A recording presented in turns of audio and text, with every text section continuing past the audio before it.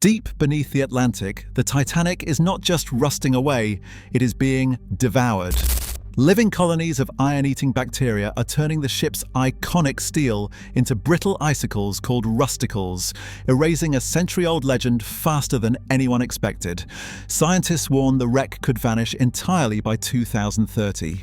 What invisible force is eating the world's most famous ship, and can anything slow the feast? Steel that once stood as the pride of an ocean liner now lies in fragments on the seabed, battered and broken.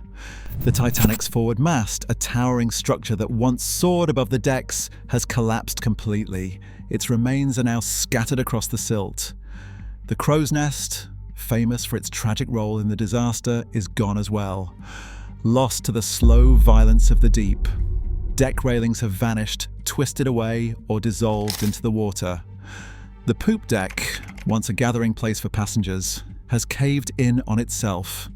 Even the captain's cabin, a symbol of command and order, is barely recognizable.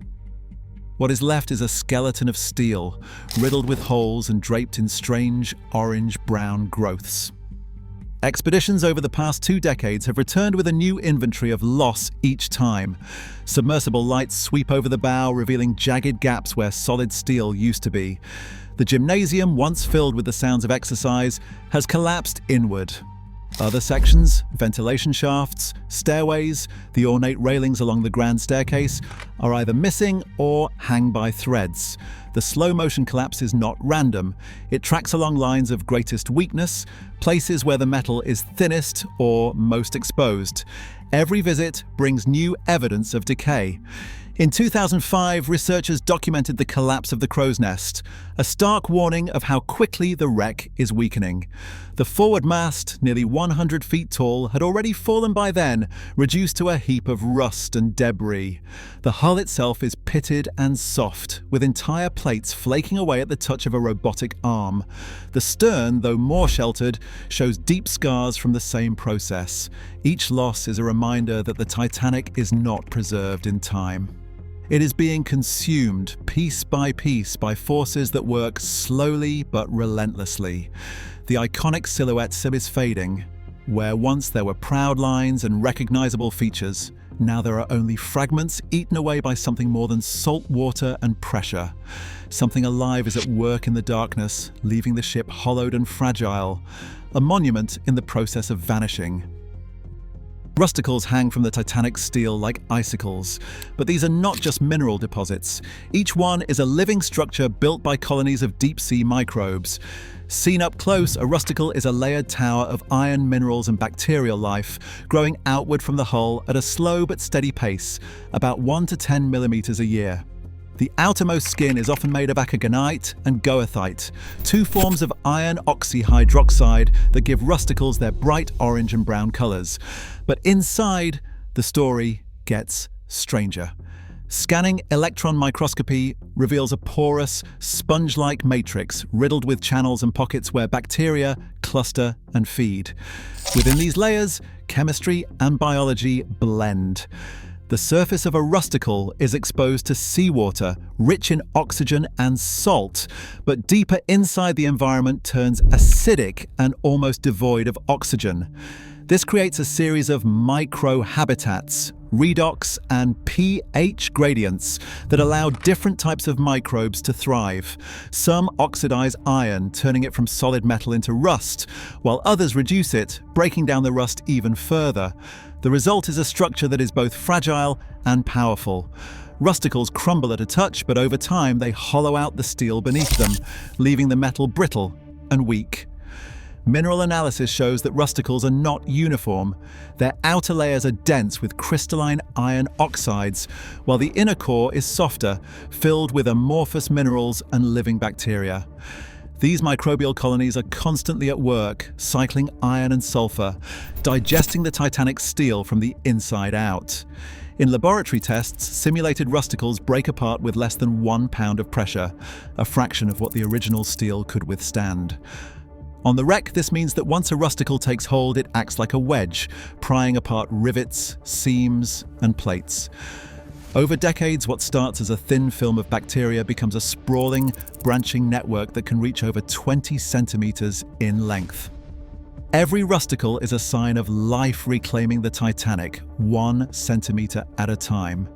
They are not passive stains, but living monuments to microbial ingenuity, evidence that in the deep sea, even steel is just another meal.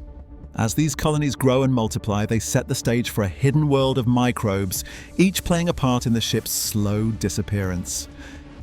In 2010, scientists working with samples collected from the Titanic's rusticles isolated a new species of bacterium, one that thrives in the cold, salty, high-pressure world nearly 4 kilometers beneath the Atlantic. They named it Halomonas titanicae, after the ship it was found devouring. This microbe, along with its neighbors, is not a passive passenger on the wreck. Genetic analysis of its genome revealed a toolkit built for survival and destruction: genes for iron uptake, iron reduction, and the synthesis of ectoine, a molecule that protects cells from the deep sea's intense salt. In the lab, Halomonas titanicae refuses to grow unless the water is salty, echoing the conditions of the abyss. Its relatives are known for their ability to use iron as an energy source, and the Titanic strain carries the same predicted machinery: iron reductases, transporters, and metallopeptidases, suggesting it can grab iron from solid steel and transform it into soluble forms. Yet the evidence is not just genetic. Rusticles themselves are living monuments to microbial action. When researchers compared rusticles to sterile rust, the difference was clear. Only the living structures hollow out the steel beneath, leaving it brittle and pitted. The bacteria inside cycle iron between different chemical states, turning solid hull into fragile orange tendrils. In laboratory tests, rusticles crumble at the slightest touch, while the steel that feeds them weakens year by year. No single experiment has measured exactly how fast Halomonas titanicae eats through Titanic steel, but its presence, confirmed by DNA, by salt-loving growth, and by its dominance in rusticle samples, makes it a prime suspect in the ship's accelerated decay. Microbiologists now see the Titanic not as a static relic, but as a battleground where living agents are winning, transforming metal into dust far more quickly than seawater alone ever could. Preserving the Titanic has always been a subject of fierce debate. For some, the wreck is a time capsule, a relic of a vanished era that deserves protection from the forces erasing it. Conservationists argue for intervention, hoping to slow decay with technology or chemical treatments. They see the loss of the Titanic as a cultural wound, a story slipping beneath the waves before it can be fully told. Engineers have proposed everything from deep-sea barriers to anti-corrosion coatings, but each idea runs up against the same reality. The deep ocean is not a museum, and the microbes at work cannot be locked out. Others take a different view. In their eyes, the Titanic's fate is not a tragedy, but a natural process. Microbes like Halomonas titanicae are part of a vast, unseen cycle, transforming steel into nutrients that feed the ocean.